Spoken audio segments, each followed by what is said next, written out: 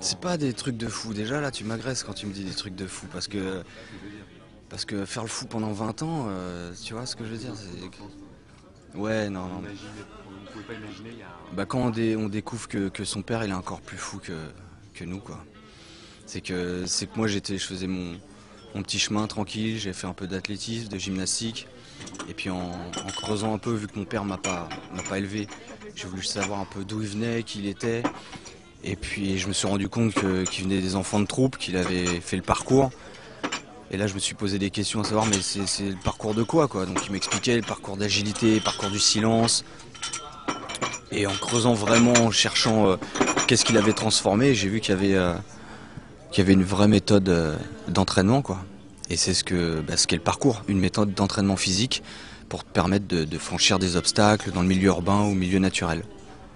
Non, je crois que j'avais peut-être besoin de me prouver des choses, c'est sûr, parce que je sais pas, c'est comme c'était mon école quoi. Quand t'es dans une famille, t'es le fait d'avoir le père, la mère, une éducation, des petits coups de pression des fois et tout. Et moi c'était un peu éclaté tout ça, donc j'avais besoin. Le parcours c'est devenu un peu mon père quoi. C'est lui qui m'a mis les fessées. Tu vois, c'est pas bien, tu tombes, tu rates, tu recommences jusqu'à ce que ça soit bien. Et ton esprit, ton travail, ton caractère il se fait par rapport à ça. Soit tu lâches tout de suite et ton niveau de volonté il est là. Soit tu dis ah ouais tu veux jouer, je recommence, bam, tu retombes, ah ouais, et je recommence, et je recommence. Et là t'apprends à voir qui t'es. Celui qui m'agace m'enseigne la force, tu vois. C'est pas le tout de sauter d'un immeuble à l'autre, faut savoir pourquoi, et c'est juste dans un cas de si un jour il y a un problème. On passe pas nos journées sur des toits à sauter 60 mètres de haut d'un immeuble à l'autre, quoi. Là, quand on a comme des phobies ou des trucs comme ça, eh ben, c'est peut-être ce truc-là qui a travaillé à l'extrême cet autre côté. Si j'étais quelqu'un de nature déjà qui a pas peur ou confiant et tout, j'aurais peut-être pas développé ce truc-là autant. Mais c'est sûr que quand je suis dans un endroit, il faut tout de suite que je sache ce que je peux faire. Je vais chez quelqu'un, je suis au 11e étage, voilà, je vais chez Gabin, je regarde, ok, par sa fenêtre, ok, on peut se barrer là, on peut accéder au toit, il faut que je vois les issues tout de suite. Il faut pas que j'ai horreur de me sentir étouffé, enfermé. En faisant ça, en pratiquant le parcours, moi, ça m'a déclenché ces ouvertures d'esprit, à m'intéresser à d'autres choses et tout. Mais un mec, il peut retrouver ça en faisant de la musique, en faisant du dessin. Tu vois, le truc, c'est peu importe ce que tu fais, fais-le bien. T'aimes pas l'école, ok. T'as le droit de pas aimer l'école, mais qu'est-ce que tu vas faire? Si c'est ouais, j'aime pas ci, j'aime pas ça, et que tu restes chez toi et que tu fous rien, je peux pas croire en ta vision de la vie. On doit faire des choses. On est là, on n'a pas assez d'une vie pour faire tout ce qu'il y a à faire. Exceller, bon bah si t'as des gens des fois suivant leur morphologie ou comment ils sont, s'ils sont prédisposés à telle chose, ils vont apprendre plus vite que d'autres. Après c'est qu'une différence de ça. Et l'important c'est qu'ils comprennent et qu'ils avancent à leur rythme. Donc c'est pas me dire je suis en retard par rapport à qui, c'est déjà je suis en avance par rapport à. C'est déjà mieux que de rien faire. Déjà le fait de bouger un peu, de lire un petit peu, de faire un peu de musique, voilà, de commencer à t'intéresser un peu aux choses. Et c'est ça qui te donne le goût d'aller plus loin. Donc tu as le droit de ne pas t'intéresser ou de pas aimer telle chose, mais fais quelque chose de ta vie. Donc moi, en faisant le parcours, ça m'a ouvert sur carrément plein d'autres choses. Et aujourd'hui, j'ai plus envie que de faire du parcours, j'ai envie de faire plein de trucs. De tout, de savoir cuisiner, de savoir bricoler, de savoir, je sais pas, vraiment faire des trucs utiles qui me servent à quelque chose.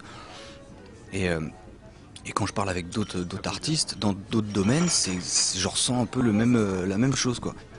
Tous les autres boulots avant, je dis mais qu'est-ce que je fous là?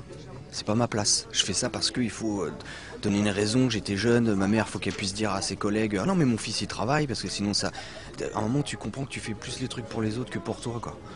Et au final c'est qu'est-ce que moi j'ai envie de faire? Bah là je suis bien maintenant. Donc tant que je peux prolonger ce truc-là et me faire plaisir et puis avoir des propositions dans ce milieu artistique, je continue et le jour où il n'y a plus rien, eh bah, je partirai ailleurs. Non, bah si, ouais, c'est ça. Pour l'intention, quand tu bouges, je pense les jeunes, surtout les plus jeunes, déjà c'est bien d'être encadré par des grands, des mecs qui ont de l'expérience, parce que c'est un truc où j'ai remarqué dans le parcours, l'ego il ressort vachement. Tu vois, même moi j'en ai été victime, j'ai à 20 ans, tu sens que tu fais un truc que l'autre fait pas, bam, t'as ce truc. Donc ça va quand c'est marrant, quand tu t'amuses un peu, mais quand tu commences à te prendre au sérieux là-dedans, c'est plus bon quoi. À jouer le caïd parce que t'es le meilleur ou parce que tu sautes plus loin qu'un autre ou non, y a pas de caïd dans la vie quoi. Je veux dire, c'est pas le plus fort du monde en boxe sur un ring avec des gants qui est le plus fort du monde dans la rue quoi. Il se prend une lame, un coup de lame, c'est fini en 2 secondes. On s'en fout de savoir si t'es bon ou pas bon, si tu t'es entraîné. Donc la vérité elle est complètement différente. Et il faut vraiment voir ce côté s'entraîner pour le parcours que juste comme une méthode qui te permet d'être un peu mieux dans la vie, comme une méthode de cuisine qui te permet de faire à bouffer si tu sais pas quoi faire, ou de savoir réparer une bagnole parce que tu as des bases de mécanique, et basta. Ça pète pas plus haut. Ah bah c'est sûr que ouais, si je me retrouve en tôle alors que j'ai rien à y foutre, faut s'attendre à que je cherche un moyen pour me barrer quoi. Mais, mais si j'y suis parce que j'ai fait une connerie, bon bah voilà, Une je... expérience de télé-réalité peut-être. Peut-être en tôle pendant combien de temps? Ah, ça peut être un bon jeu, c'est vrai. Franchement, attends.